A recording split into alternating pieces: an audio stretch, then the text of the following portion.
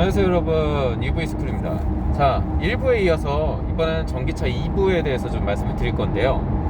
자, 여러분, 우리나라 전기차 말인데 과연 글로벌 시장에서 얼마만큼의 경쟁력이 있다고 보십니까? 저는 일단은 현대가 지금 미국의 목을 맬 수밖에 없는 상황이 돼버린 게 저는 여러 가지가 있다고 보는데, 그 중에 하나가 상품 자체가 경쟁력이 중국이나 베트남을 피해서 미국 시장을 공략해야겠다는 절박함이 있다고 저는 봐요. 왜냐면은 중국 시장에 진출을 할 수 있겠죠. 근데 문제는 가격 경쟁력이 안 돼요. 가격 경쟁력이 안 되는 겁니다. 그리고 중국 전기차는 어떻게 보면은 한국 전기차보다 먼저 시작이 됐기 때문에 그 기술적인 부분도 더 많은 진보를 이뤄놓고 있어요, 한국보다. 그래서 전기차 시장에서 경쟁이 안 되는 거예요. 왜냐면 퀄리티도 안 되고 가격도 안 되는 겁니다. 가격도 안 되고 퀄리티도 안 되니까 아예 게임이 안 되는 거예요. 점유율 뭐 그거를 수치로 따질 것도 없이 아예 그냥 진짜 거의 그러니까 완전 완패죠. 완패를 할 게 뻔하기 때문에 중국 시장을 바라보기가 어렵다고 판단을 한 거예요. 그렇다고 중국 대비해서 뭐 다른 시장에 또 내놓을 수 있느냐, 또 그것도 아니에요. 왜냐면 베트남이 또 이제 빈페스트에서 전기차를 만들어낼 거기 때문이죠. 자, 어떻게 될까요? 앞으로의 시장 포지션이, 전기차에 관련된 시장 포지션은 이렇게 될 거예요. 중국 전기차가 아마 어떤 수출 가능한 국가, 미국을 제외한 나머지 수출 국가들 사이에서 상당한 그 시장 캐파를 먹을 게 분명하고, 또 이 중에서 좀 약간 좀 후진국들이나 좀 비교적 못 사는 나라 쪽에서 또 이제 베트남의 빈페스트를 점점 점유율이 늘어날 거예요, 거기서. 왜냐면은 빈페스트에서는 어쨌든 뭐 배터리나 뭐 중국산을 들여오더라도 그 제조 단가의 인건비나 생산 비용이 저렴하기 때문에 중국보다 저렴한 가격으로 내놓을 수가 있을 거라고요. 가격 경쟁력이 충분히 있을 거라고. 그러면 이제 그런 어떤 로우 마켓 쪽에서 상당한 그 성장세를 이어갈 게 분명해요. 그러면서 로우에서 이제 미드로 넘어가는 그런 시장을 먹을 게 제가 볼 때는 분명하고, 중국은 이렇게 시장 확장력을 이제 확대함으로써 미드에서 업, 이런 미드와 미드 업 마켓 이쪽을 많이 차지를 할 거예요. 근데 한국의 포지션은 너무 애매하다라는 거예요. 가격 경쟁력은 안 돼요. 그렇다고 퀄리티가 중국보다 뛰어난 것도 아니에요.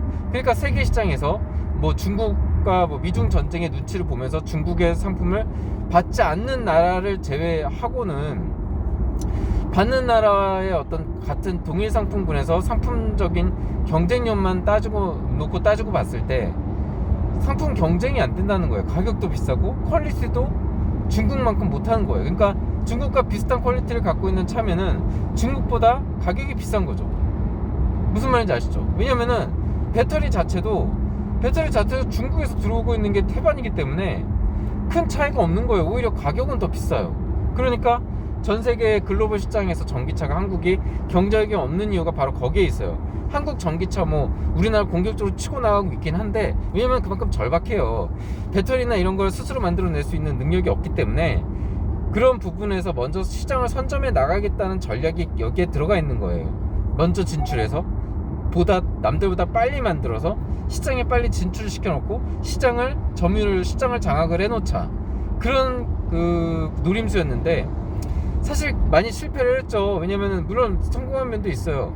왜냐면은 이제 테슬라보다는 저렴한 측면과 뭐 중국의 어떤 전기차 미중 전쟁이 치열해지면서 많이 진출을 못했던 상황이었고, 그렇다고 또 빈페스트가 이제 막 단계에 진입하겠다고 이제 초입 단계라서 아직 차가 나오지 않은 상황이고, 그러니까 시장을 먼저 먹겠다는 취지로 진행을 했었던 거죠. 이제 그런 시장 초반에 어떤 붐이나 이런 건 일으켰지만 지금 사태 돌아가는 게 그렇죠. 미국도 이제 테슬라를 시장을 먹고 있는 어떤 현대 현기차들이 사실은 이렇게 보조금이나 이런 걸 지급해가면서까지 이런 어떤 4차 산업 그리고 글로벌 자동차 시장을 성패를 관련을 전기차 부분에서 이 한국을 특히 봐줄 필요가 없는 거예요. 왜냐면 이제 그런 여러 가지가 맞물려 있는 거죠. 글로벌 패권과 제조 강국의 어떤 회귀, 그리고 자국의 어떤 경쟁력 향상, 전기차 4차 산업 분야. 그래서 더 이상 그럴 이유가 없어서 다시 이제 회귀하면서 전기차 보조금을 끊어버리는 거죠. 근데 현기차로서는 제일 아쉬운 게 지금 제일 위태로운 게 현기차예요. 현기차는 어쨌든 지금 미국 시장을 공략할 수밖에 없어요. 왜냐면은 미국은 중국의 어떤 배터리나 뭐 이런 부분을 중국 배터리를 들여서 만든 전기차를 안 들여오겠다고 IRA가 나온 거잖아요. 근데 한국은 거기에 그 꼽살이 껴가지고 우린 동맹국이니까 우린 예외 좀 시켜줘 라고 하는 거잖아요. 왜냐면은 중국산 배터리가 한국만이 아니라 다른 나라 독일이라든지 뭐 여러 유럽에서도 다양하게 쓰이고 있다고요. 중국산 배터리가 전기차가. 그러면은 이 중국산 배터리 쓰지 않겠다고 지금 그 법이 나온 거잖아요. 근데 한국은 고스란히 그 배터리를 쓰고 있는데 한국은 굳이 봐줄 필요가 전혀 없는 거예요. 그죠? 그렇게 된 거예요. 근데 한국은 또 그거 외에는 방법이 없는 거죠. 왜냐면 자력으로 어떻게 할 수가 없어요. 나머지 방법은 뭐예요? 미국에다가 공장을 짓는 수밖에 없어요. 미국에다가 공장을 짓는 수밖에 없어요. 그렇지 않고서는 미국의 시장에 진출을 못해요. 그래서 제가 보는 앞으로의 미래는 일단 현대가 선택의 여지가 없다는 거는 미국의 경제 전문가들 누구보다도 더 잘 알고 있을 거예요. 그리고 여러 가지 그거 외에도 여러 가지로 제가 얘기했잖아요. 뭐 어떤 시기적으로나 어떤 전 세계 국제적으로나 정세적으로나 어떤 지금 여유가 없기 때문에 이 우리나라의 현대 기아차를 전기차를 특별히 보조금을 줘가면서 자국민의 세금으로 보조금을 줘가면서까지 이렇게 그러니까 배려를 해줄 필요가 없는 거예요. 그런 여유도 없고요. 그래서 이런 사정까지도 알잖아요. 그래서 미국 시장을 공략하는 마음이 아마 더 커요. 왜냐면은 설사 미국이 보조금을 주지 않더라도 다른 방법을 강구할 수 있을 거라고 생각할 거고, 또 다른 방법을 강구해야 돼요. 왜냐면은 그거 외에는 방법이 없어요. 왜냐면은 그렇게 만약에 자구책을 만들어 놓지 않으면요 아예 미국 시장까지 못 들어가요. 그러면 어떻게 해요? 국내 시장만 공략해야 되는데 국내 시장으로 내수 시장이 안 들어가잖아요. 예? 내수 시장이 안 들어가고 국내 시장은 뭐 현대 기아차가 독점하는 것도 아니잖아요. 지금 뭐 현대 기아차에 대한 국민적인 인식이 뭐 현대 기아 노조라든지 강성 노조들의 파업이라든지 그리고 터무니없는 가격이라든지 뭐 옵션 장난질이라든지 엄청나게 교통사고 났을 때 어떤 차 강도라든지 이런 여러 가지 안전성이나 뭐 이런 거 옵션이라든지 뭐 노조라든지 뭐 어떤 기업 이미지가 갈수록 안 좋아지고 있어요. 자, 그런 상황에서 뭐 애국심을 발해서 이제 뭐 애국심에 기대는 그런 것도 이제 이 시대는 갔어요. 지금 보시면 아시잖아요. 외제차들이 점점 많아지죠. 그리고 외제차에서 전기차도 이제 점점 많아지고 있어요. 그러니까 국내 시장에서도 외면받는 현기차가 된 거죠. 크게 이제 많은 어필을 할 수 없는 옛날만큼. 그러다 보니까 시장은 점점 더 부정적이에요. 내수 시장도. 그래서 현기차로서는 설사 그 미국이 보조금을 지급해 주지 않더라도 가격을 후려칠 확률이 커요. 보조금을 지급하는 수준에 준할 만큼 생산 단가를 낮춰서, 그러니까 마진을 거의 없다시피 하거나 마진을 박하게 갖거나 아니면 조금 손해를 보더라도 아마 그렇게 진행을 할 수밖에 없을 거예요. 왜냐면 미국 시장이 그만큼 중요하기 때문이에요. 미국 시장에서 활로를 못 찾으면은 현대차는 정말 힘들거든요.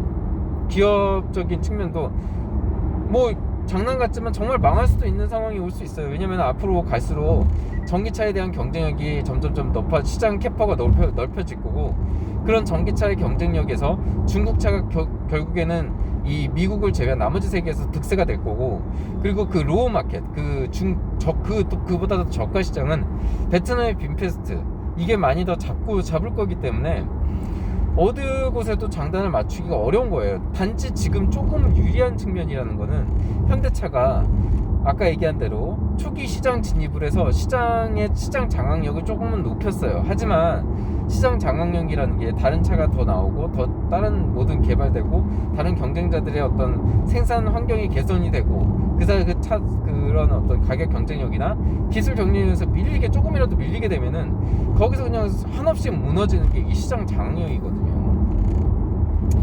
그렇잖아요. 어떤 현기차에 대한 어떤 국제적인 위상이나 뭐 이런 게 높나요? 아니잖아요. 뭐 일본도 아니고, 일본 도요타 정도라면 모르겠지만. 그래서 지금 여러모로 보조금을 주지 않더라도 미국 시장을 포기할 수 없을 것이다. 그리고 일부에서 얘기한 대로 미국은 현대 기아차에게 보조금을 줄 확률이 굉장히 낮다. 그래서 기대할 수 없다.